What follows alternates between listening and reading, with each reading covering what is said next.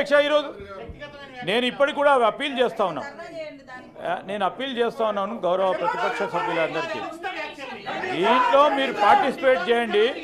ముఖ్యమంత్రి గారు కౌన్సిల్కి వచ్చారు. కౌన్సిల్కి వచ్చిన తరుణంలో రాష్ట్ర ప్రజలకు సంబంధించిన మీ కోణంలో ఏ విధంగా సమస్యలను ప్రభుత్వం ముందుకు పెట్టాలో ఆలోచన చేయమని కోరుతా ఉన్నాను. దేశపతి శ్రీనివాస్ గారు ప్లీజ్.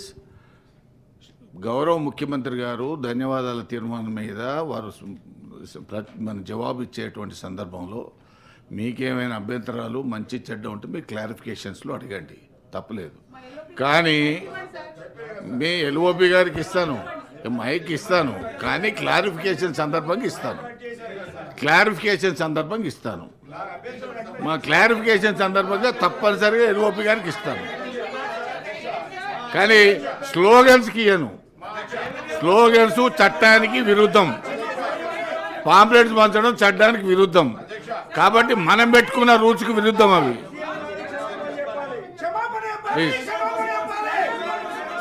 వారు మాట్లాడుతున్న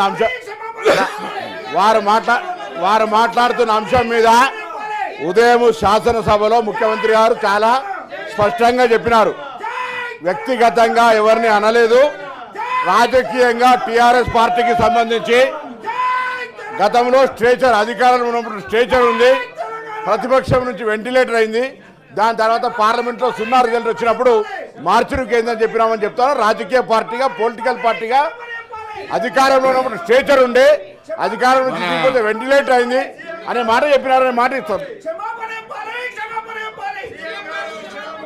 ముఖ్యమంత్రి గారి ప్రసంగంలో తప్పనిసరిగా ఈ విషయం కూడా ప్రస్తావిస్తారు. దయచేసి మీ స్థానాల్లో కూర్చోండి. వారు ఈ విషయం మీద కూడా ప్రస్తావిస్తారు. దయచేసి మీ స్థానాల్లో కూర్చోండి.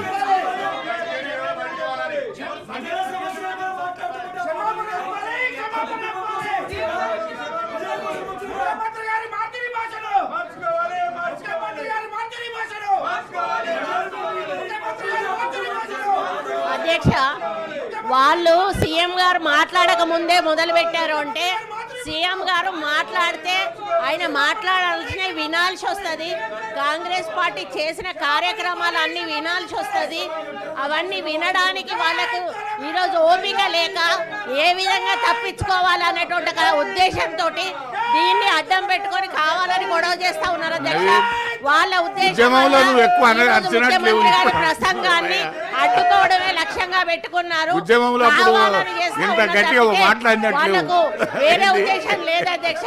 ముఖ్యమంత్రి గారు ఏదన్నా అంటే బయట అన్నారు, కానీ వాళ్ళు బయట చూసుకోవాలి, కానీ లోపల ఈ విధంగా రచ్చ చేయడం అయితే సరైంది కాదు అధ్యక్ష.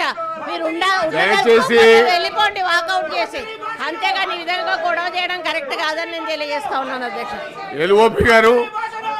ఎల్ఓపి గారు మీ సభ్యులను వారి స్థానంలో కూర్చోమనండి.